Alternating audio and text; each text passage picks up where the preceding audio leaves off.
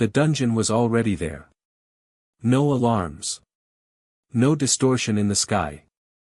No system warning. It stood silently between broken stone and empty air, as if the world had been built around it rather than the other way around. Purple light flowed across its surface like veins beneath old skin, calm and patient. Jin-Woo stopped. For the first time since these dungeons began appearing, the shadows behind him did not move forward on their own. They waited. Inside, the air felt ancient. Not heavy, measured. The structure resembled a ruined temple, pillars cracked with age, symbols carved deep into stone long before hunters existed. Statues lined the hall. Every statue was him. One showed Sung Jin-Woo as he once was, thin, weak, eyes full of doubt. Another wore hunter gear, bloodied but standing. Another sat upon a throne of shadows, expression empty, eyes hollow and cold. Jin-Woo walked past them slowly. The dungeon did not react to the shadows. It acknowledged only him. A figure stepped forward from the darkness, robes flowing like liquid shadow, its face hidden behind a smooth mask marked with a single vertical line of purple light. Its presence was calm. Respectful. "You arrived earlier than expected," it said. Its voice carried no threat. Only certainty. "I am the binder," it continued. "The keeper of names. The one who decides what remains, and what is discarded." The statues began to shift. Cracks spread across their surfaces, memories leaking out like mist. Jin-Woo saw himself crawling through a dungeon floor, bleeding, powerless. He saw hunters turning away. He saw the system's blue text hovering above him, not chosen, but selected. "You remember weakness," the binder said. "You remember fear." It stepped closer. "But tell me," it asked softly, "when did Sung Jin-Woo stop being real?" The shadows stirred. Jin-Woo did not answer. The dungeon responded anyway. The statues moved. They stepped down from their pedestals, their faces blank, their movements synchronized. Each version of Jin-Woo carried a different presence: human hesitation, hunter resolve, monarch dominance. They surrounded him. "You wear the name like armor," the binder continued. "But names are temporary." The neon blue aura around Jin-Woo flickered. Just slightly.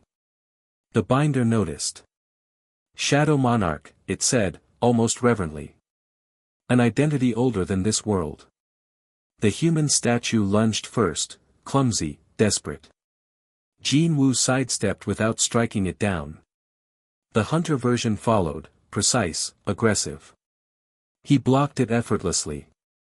The monarch version remained still. Watching.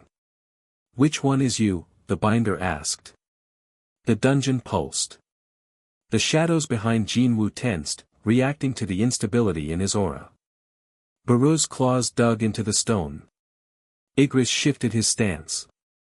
Jin-Woo raised a hand. They stopped. The statues closed in. The monarch version finally moved, its eyes glowing purple instead of blue. It mirrored Jin-Woo's movements perfectly, matching his speed, his strength. "You didn't inherit power," the binder said. "You replaced something." The mirrored Jin-Woo struck. Their blows collided, shockwaves rippling through the hall. Stone cracked. Statues shattered. For the first time, Jin-Woo felt resistance equal to his own.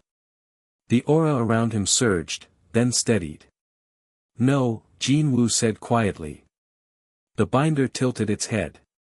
Jin-Woo pushed forward, forcing the mirrored version back. "I didn't replace anything." He grabbed the monarch version by the throat. "I survived." The human statue crumbled on its own. The hunter version froze, then collapsed into dust. The mirrored monarch struggled, but its form began to fracture, purple light leaking from the cracks. The binder stepped back. "Interesting," it murmured. "You don't deny what you are." Jin-Woo tightened his grip. "I decided."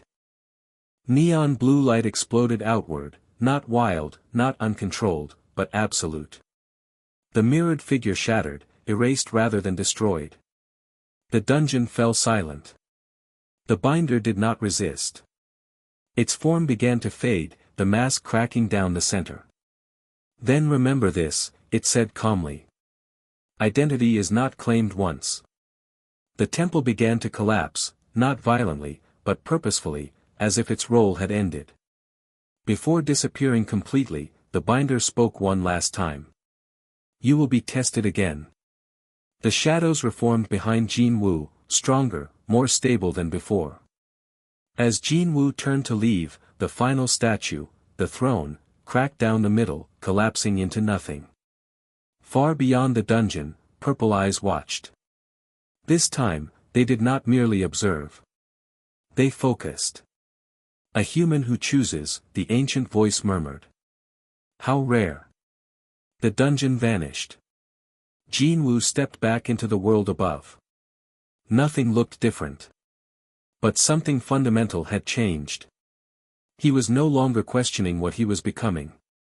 He was defining it.